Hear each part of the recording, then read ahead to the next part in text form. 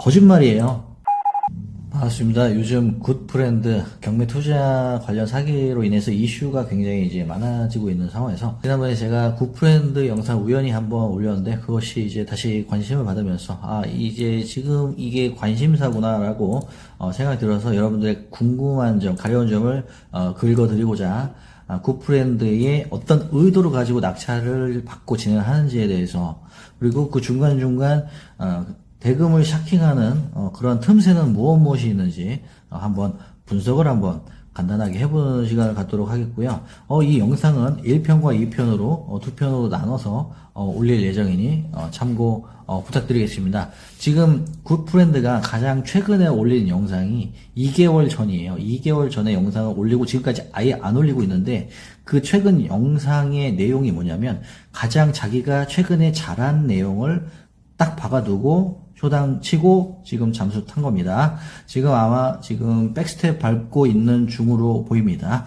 그 사건이 어떤 내용이냐면, 대충 말씀드리자면 자기가 땅을 하나 낙찰을 받았는데 알고 보니 맹지더라. 맹지인지 몰랐다. 깜빡 속았다. 그래서 나는 어쨌든 사고가 발생을 했으니 이거 처리를 해야 되지 않느냐. 우리 소중한 투자자들의 투자금이 지금 걸려 있는데, 그래서 맹지 탈출하기 위해서 바로 붙어있는 옆 토지를 낙찰을 또 받고 맹지 탈출에 성공하고, 그리고 이 토지 두 토지 필지를 전부 다 내가 받은 낙찰 가격보다도 훨씬 높게 매도를 하고, 그 금액이 비록 높게 팔았지만 그동안 많은 비용이 들어가서 우리 투자자들한테 돌려준 돈이 얼마 남지 않는다. 미미하다. 그 차액이 어떻게 보면 똔똔이라고 볼 수도 있다. 라고 이렇게 마무리를 진 상태인데, 아니 사실 그럴 것 같으면 굳이 낙찰을 받고 왜 힘들게 이자 내고 속 썩고 머리 빠지고 얼굴 상하고 하면서, 그러면서 나중에 받은 돈이 똔똔이 굳이 그럴 필요가 있을까 싶어요. 그 투자자들 입장에서. 근데 어쨌든 뭐 되팔고서 돈을 돌려줬다라는 것에 대한 그 내용을 이제 박제를 하고 이제 최근 마지막 영상으로 하고 잠수 모드로 이제 들어간 거죠. 자, 그 사건에 대해서 한번 보도록 하겠습니다. 자, 2016년 타경 21901 수원지법 수원 18 경매계에서 진행한 사건, 이거 감정가는 23억 정도가 되겠고요. 자, 23억에서 주주주주주주 떨어져 갖고 지금 낙찰을 받은 금액이 12억 51% 반값의 굿프렌드가 받았다. 굉장히 금액적으로는 메리트 있는 금액이다라고 볼 수가 있고, 땅의 모양을 본다면 자, 이렇게 빨간색으로 코끼리가 마치 코를 푹 아래로 이렇게 눌린 듯한, 축 늘어뜨린 듯한 모습이죠. 마치 그 남자들의 이제 가운데가 이렇게 쭉 늘어진 것으로 이제 보이는 듯한 그런 느낌처럼 우리 굿프렌드의 용두사미한 그러한 모습으로도 좀 이제 비슷하지 않은가 라는 측면을 이제 말씀드릴 수가 있겠고, 자, 땅의 모양은 이렇고, 제가 그 전에 말씀드린 것처럼 정보지는 이렇게 주저리 길게 이렇게 써 있습니다. 자, 내용 정말 중요하고 다 봐야 되고 참고해야 될 부분들이기도 한데, 자, 믿지 마시라고 말씀을 드렸어요. 자, 등기부등본도 그냥 참고용이에요. 자, 우리가 상식적으로 문서는 이제 딱 그 어떤 뭐 증명이 가능한 그런 걸로 하지만 얼마든지 위조가 가능하고 거짓이 많고 진실이 아닌 게 있어요. 이것도 사실 그냥 조사관이 그냥 보고 느낀 대로 적은 거고, 컴퓨터 프로그래밍 한 걸로 그냥 탁 치고 딱 나온 결과값이기 때문에 항상 틀릴 수가 있습니다. 자, 보겠습니다. 차량이 접근이 가능하고 대중교통 이용편의 정도는 보통이다. 자, 토지로서 공장 허가를 득해서 토목 공사 중인 상태다. 자, 건축 허가가 됐네. 자, 동측 왕복 2차선 도로와 접함. 도로하고 접하다고? 야, 이거 괜찮은데? 맹지 아닌데? 굿프렌드가 그렇게 본 것이죠. 자, 그리고 이제 공사가 이제 중단이 됐다라고 나온 것은 유치권이 반드시 있을 거라고 추정을 할 수가 있는 부분인데, 유치권이 있다고 확정 판결이 나왔어요. 자, 2억 6,389만 4,736억. 그러니까 2억 6천만 원 정도의 그 유치권 채권이 있는 거죠. 굿프렌드가 어떻게 해요? 낙찰을 받기 전에 현장 답사를 이제 갑니다. 그 현장 답사 한 모습을 이제 보도록 하겠습니다. 자, 이 부분을 현장을 답사를 딱 하고, 야, 이거는 맹지가 아니구나라고 깜빡 속았다고 합니다. 깜빡하니까 속았다고 해요. 자, 이게 차량이 진출입할 수 있는 그 출입로라고 이제 생각을 한 거예요. 자, 말이 안 되는 것은 뭐냐면 경매 40년 토지 전문 낙찰을 받은 굿프렌드가 자, 이거를 보고 자, 도로와 접했다라고 할 수가 있다라는 것은 자, 실수인지 실수를 가장한 실수인지는 모르겠습니다. 자, 앞에 보면은 이렇게 인도가 있죠. 인도는 뭡니까? 차가 다닐 수가 없어요.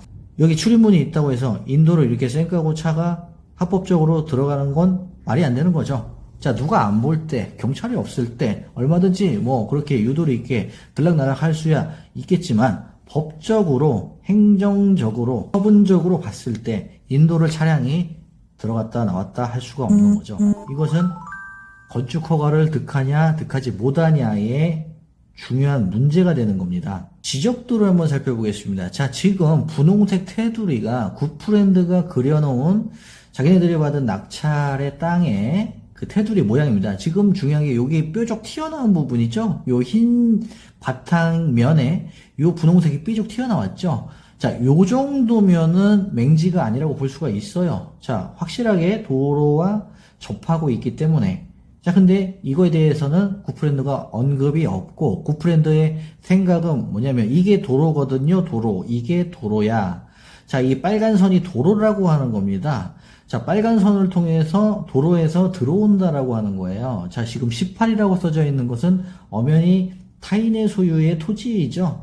이 타인의 토지를 통해서 들어올 수밖에 없다라는 것은 맹지라는 거예요. 본인 토지를 통해서 진출입을 할 수가 없다라는 것은 맹지라는 겁니다. 그런데 이게 맹지인지 모르고 받았다?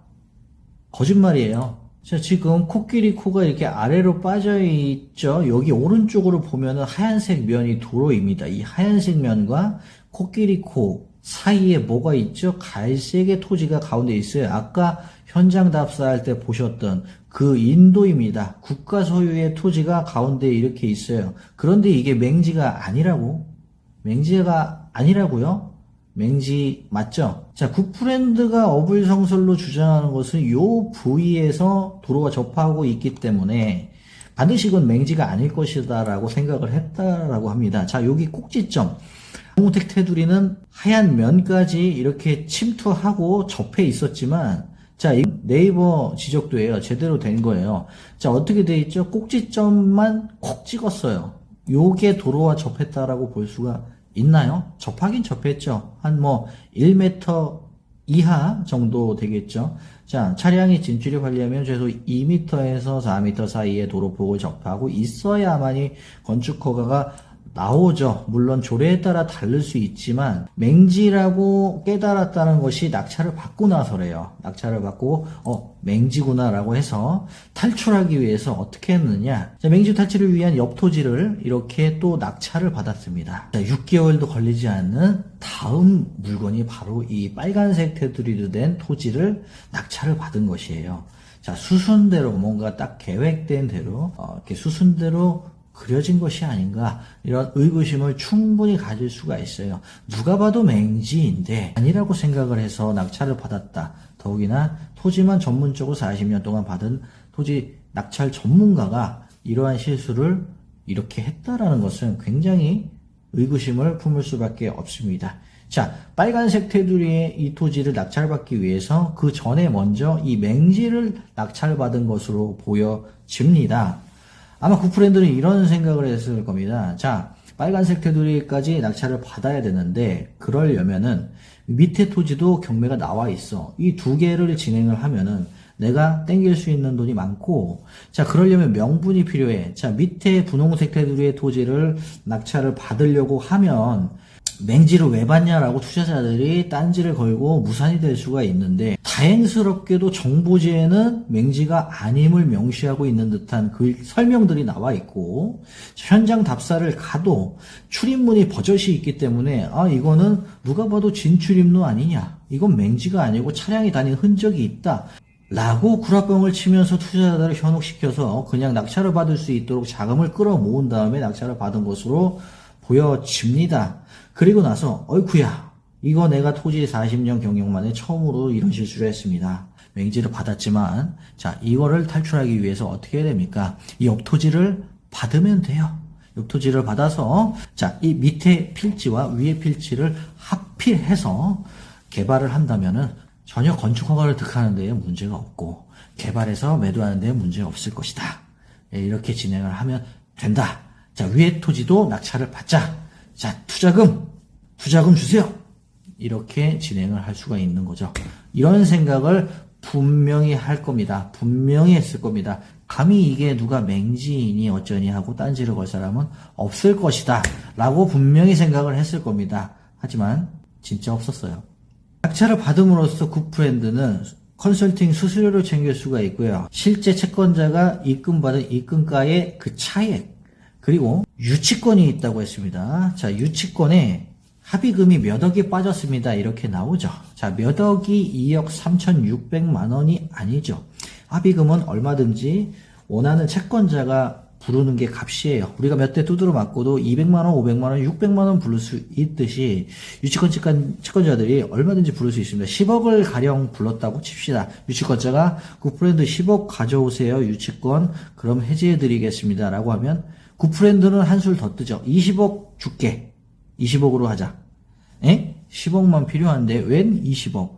그래, 너네는 10억만 먹고 합의소에는 20억으로 하자. 그리고 20억을 내가 너한테 싸주면 넌 다시 나한테 10억을 겟백해야 돼. 그러면 내가 너 입금가 10억은 맞춰줄게. 라고 쇼당을 볼 수 있어요. 충분히. 그렇게 해서 투자자들한테는 유치권 합의금은 20억으로 해야 된다. 아니 어떻게 20억이나 들어요. 2억짜리가.